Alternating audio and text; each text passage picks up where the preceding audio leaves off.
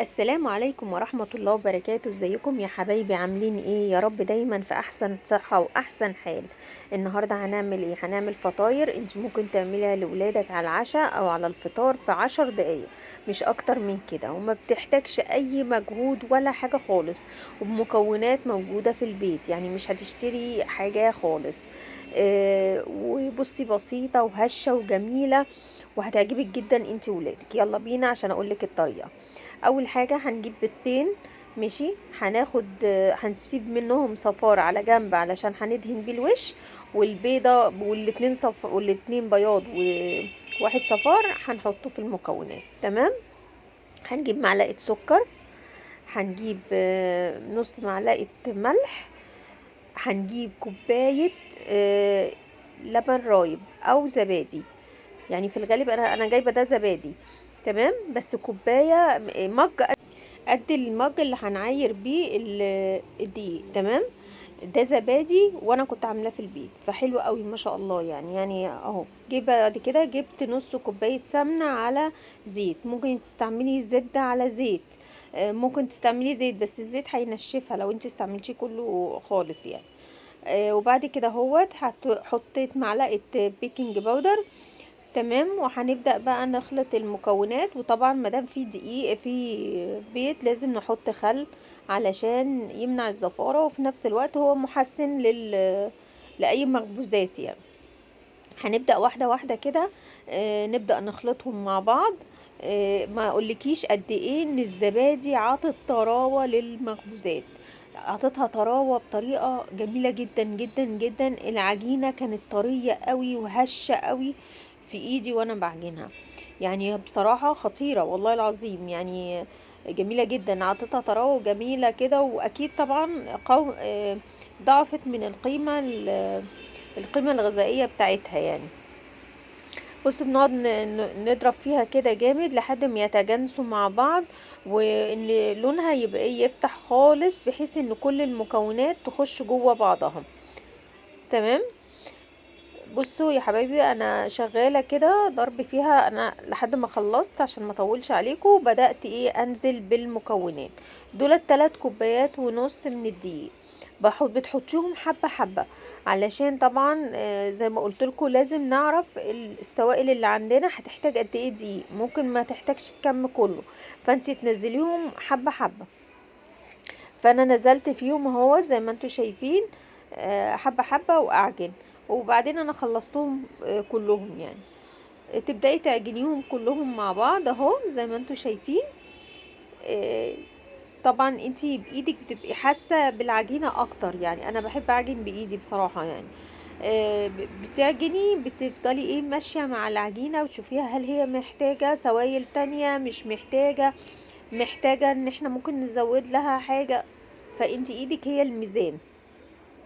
جيت كملت بقيت ال3 كوبايات ونص وخلصت العجن بتاعهم اهو زي ما انتوا شايفين. والله في ايدي، بصوا عامله ازاي، طريه جدا جدا، خطيره والله العظيم.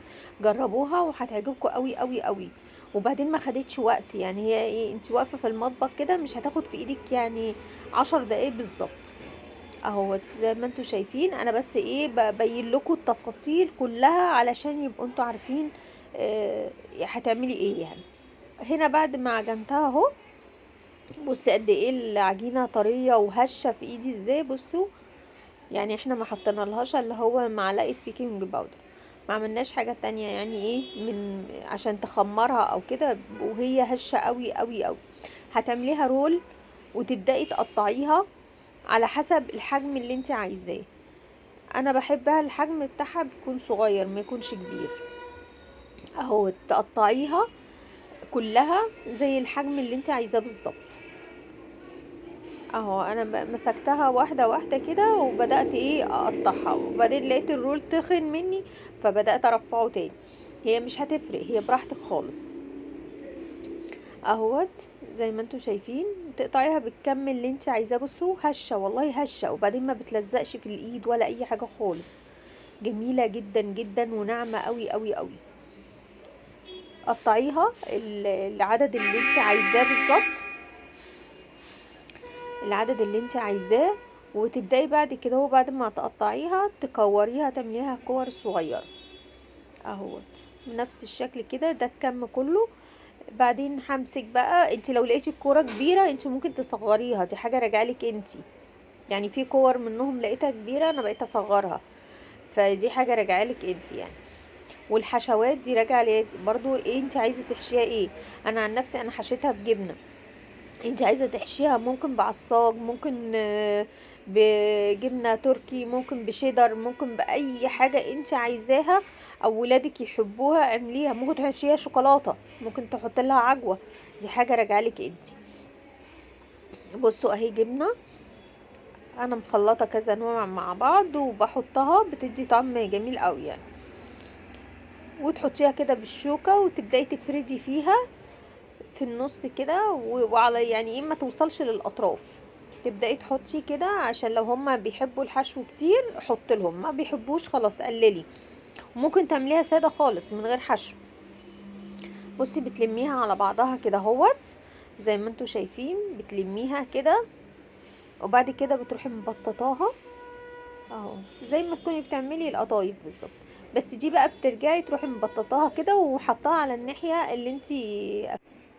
اهي هنجيب واحده تانية وبرضو نعملها بنفس الطريقة ونحشيها وهنقفلها من فوق برضو نفس الطريقة بالظبط. انا بوريكم كذا واحدة علشان ايه يعني تبقى واضحة معاكم الصورة يعني.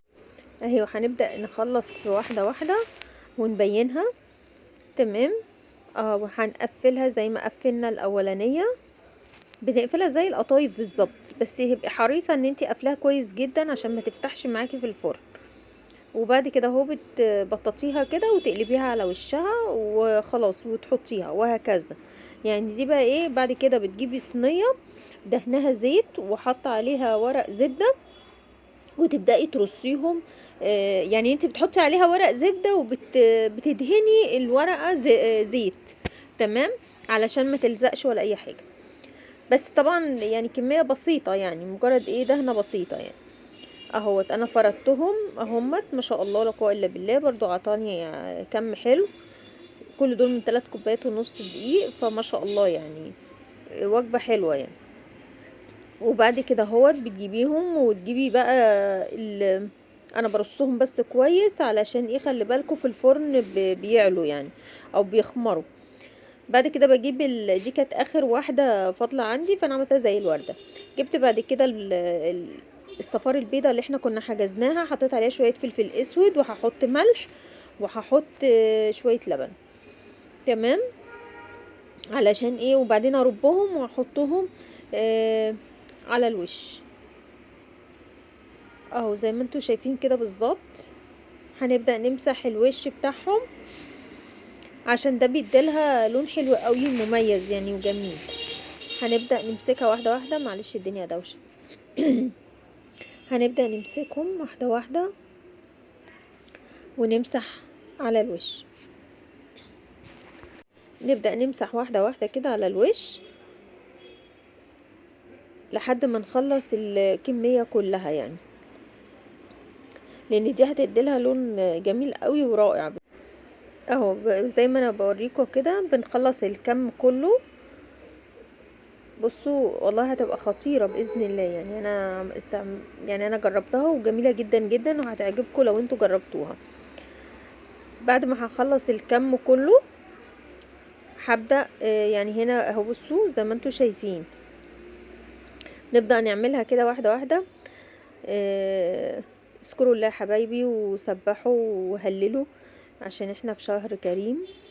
وما تنسوش تحطوا لي اللايك والشير يا احلى متابعين في الدنيا، متابعين المطبخ على قد ما اقسم مع امل.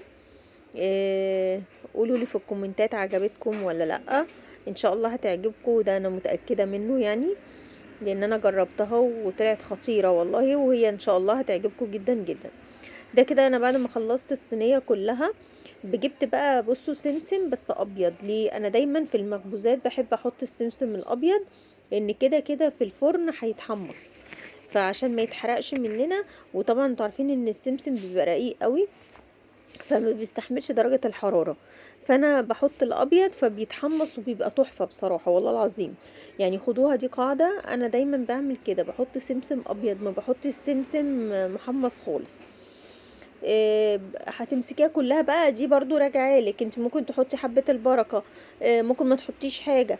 بس طبعا انت كل ما بتزودي حاجة بترفعي القيمة الغذائية بتاعت المخبوزات ديت يعني.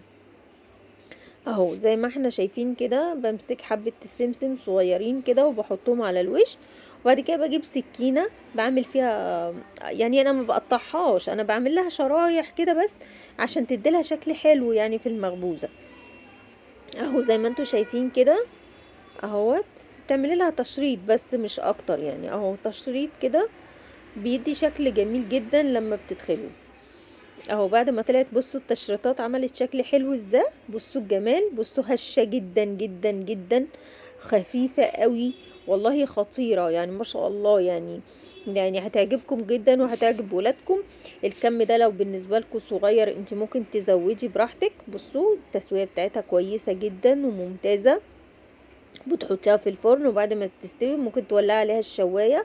بصوا هشة جدا من جوه ازاي، بصوا يعني خطيرة والله العظيم. اذا عجبتكم ما تحرمونيش من اللايك والشير يا احلى متابعين في الدنيا، متابعين مطبخ على قد ما اسم مع امل. والسلام عليكم ورحمة الله وبركاته.